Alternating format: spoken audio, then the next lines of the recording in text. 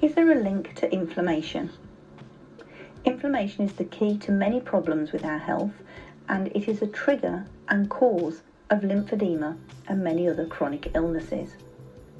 There has been a massive growth and development in the field of research over recent years, but there is still a lot of understanding to come.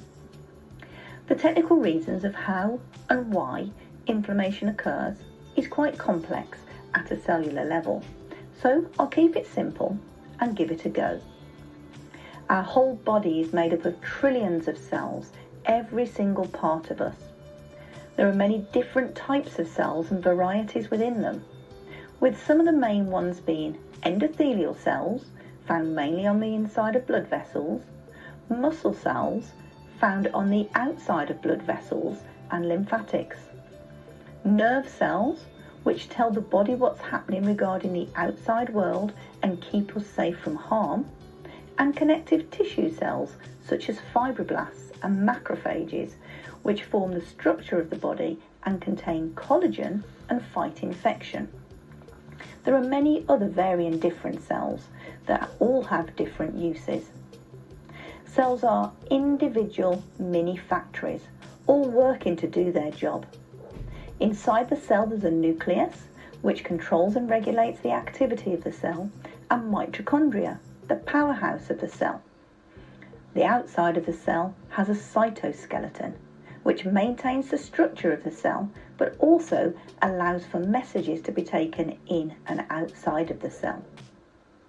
It is the cell's connection to the outside world, telling the inside what it needs to do.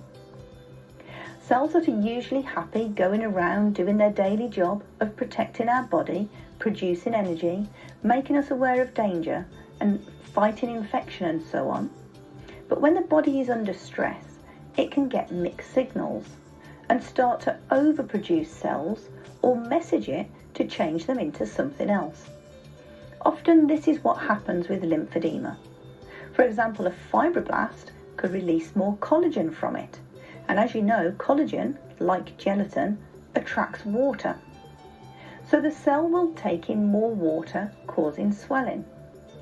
As the body's cells try to correct it and say, hey, there is harm over here, or we need to stop and sort this, they produce more cells, more fibroblasts, adipocytes, to help resolve the issue, which in fact makes the problem worse.